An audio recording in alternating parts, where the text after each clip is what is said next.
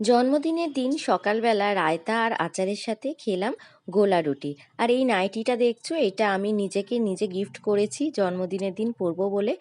আর সকালবেলা চান টান করে শিব বাবাজির মাথায় জল ঢেলে নতুন নাইটি পরে একেবারে বসে করেছি খাবার টেবিলে। কারণ হচ্ছে আজকে মেয়ে নেই, কারণ ও পড়তে গেছে, ওকে আবার আনতে যেতে হবে, তাই তাড়াতাড়ি খেতে বসে গেছি।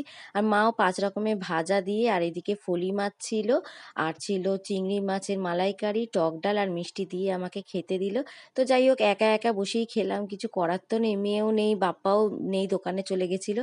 আর বিকেলবেলা আমার বোন এই দেখো কি সুন্দর একটা চকলেট কেক পাঠিয়ে দিয়েছে। তো সেটাই বসে এখন কাটিং করছি, আর মনটা তো খুব খুশি। মানে নিজেকে এত স্পেশাল বলে মনে হয়, প্রত্যেকেরই মনে হয় সেটাই মনে হয়। তো যাই হোক, অনেকগুলো আমার জামা হয়েছে, মাও আমাকে একটা জামা কিনে দিয়েছে। কিন্তু ওটা যাই বলো, সব কটা জামাই আমার না অল্টার করতে রাখা আছে, মানে টেলারের কাছে দেওয়া আছে, আমার আর আনতে যাওয়া হয়নি।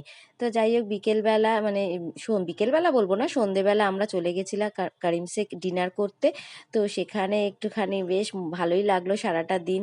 আর সকালবেলা বাপ্পার থেকেও আমি টাকা পেয়েছি, সেটাতে মনটা আরও খুশি খুশি হয়ে গেছে। গিফট পেতে সবারই ভালো লাগে।